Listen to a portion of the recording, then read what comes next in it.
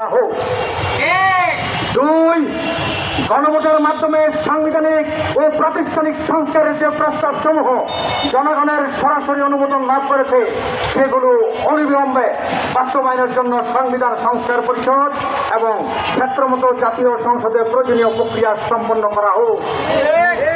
তিন, জুলাই গণঅভ্যুত্থানের শহীদদের যথাযথ মর্যাদা নিশ্চিত করা, আহত জুলাই যোদ্ধাদের চিকিৎসা সহ প্রতিশ্রুতি আর্থিক ও অন্যান্য সুবিধা প্রদান, জাতীয় জুলাই যুদ্ধ ও পরিবার সমূহের আইনি সুরক্ষার কার্যকর পদক্ষেপ নেওয়া হোক।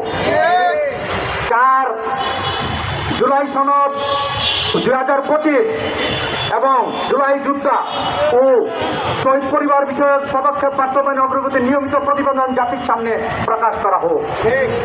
মাননীয় প্রধানমন্ত্রী, গণভোট জনগণের রায় ছিল স্পষ্ট। জুলাই জাতীয় সনদে বিভিন্ন রাজনৈতিক দলের স্বাক্ষর নিঃসন্দেহে জাতীয় ঐক্যের প্রতীক।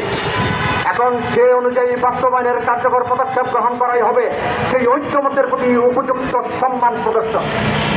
জুলাই যোদ্ধারা অন্যায় ও অবিচারের বিরুদ্ধে লড়াই করেছেন।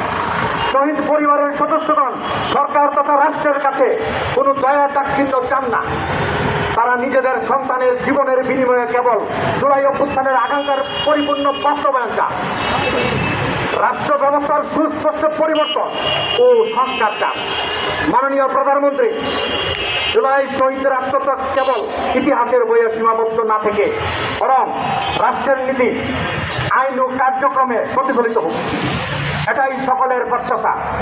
আমি জুলাই অভ্যুত্থানের সকল বিপ্লবী জনতা। ধন্যবাদ।